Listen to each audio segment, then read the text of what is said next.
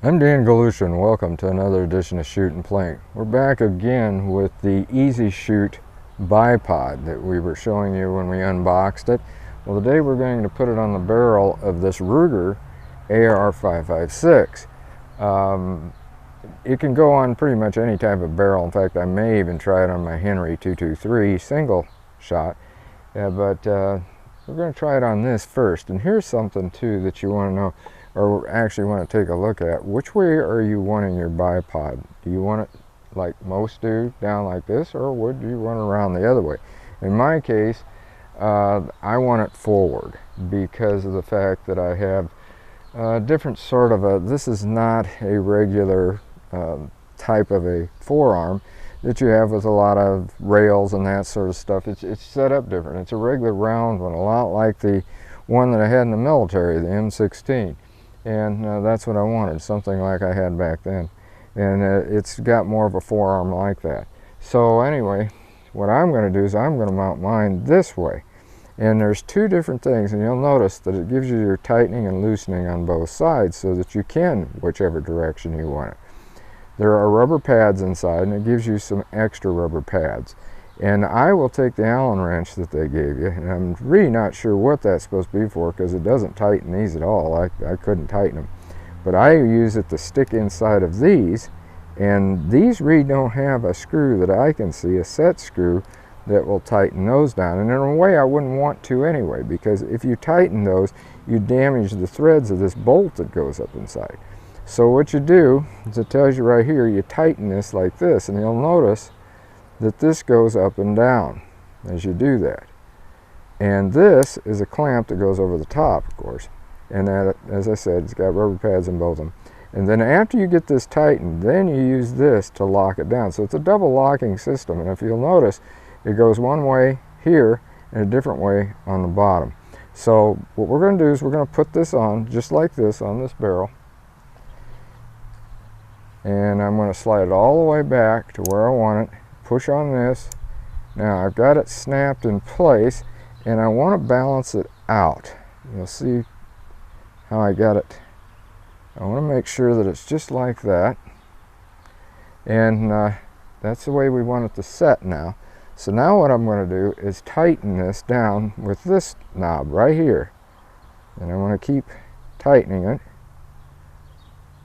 and it will go up there. You might be able to see that, I'm not sure. Now before I really start torquing this down, we want to see how it sets. And it sets just about like what I want it. So we're going to tighten this.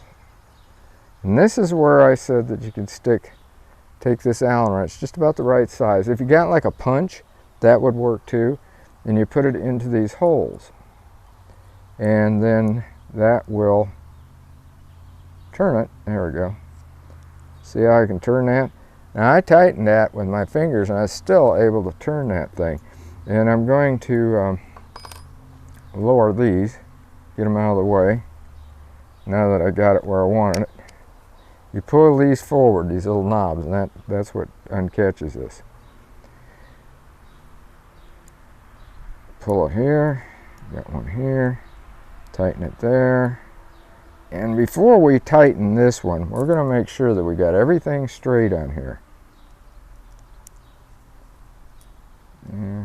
Put that there. Bring it. It's still tightening pretty good. And it looks just about right. Yeah, that's tight. Those rubber pads now are really squeezed down good and tight. You can see it's not moving. This is locked into place. So now it says to tighten right here. The arrow tells you tighten. Look how that spun around. And that's already pretty doggone tight the way, just from that spin. Yeah, it doesn't take much to tighten that bottom, as you can see. Now that's tight. And she's on there. Put this up. And it's ready to go. It's mounted. That's simple. But just make sure that those are in there, especially those rubber pads. Make sure those rubber pads are in there. And I think I told you, they send you some extra ones, which is good. because say if you switch this off to another gun, like I said I may be doing, you might do some damage to that rubber pad, because by it being squeezed down like that, it might not be as effective. So you want another one that's got the stickiness to it and such, because it does have a little bit of a sticky surface, and that should hold to that. Because what we're going to be doing next is actually testing that to see how it holds up to the shooting.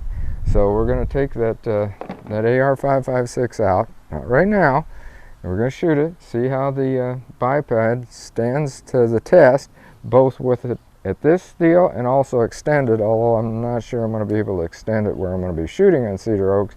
Might be a little tall. I might actually have to put something to stand on in order to do it. Anyway, that's all mounted. That's how easy it is, and it will be on the barrel now, and I will be able to flip those forward like I want to by pulling this. Well, and you can see they're a little bit sticky there. Now I can do them this way, pull them forward, and they'll lock in place, and now it's ready to go. That simple. So until next time, shoot safe and have a great day of plinking.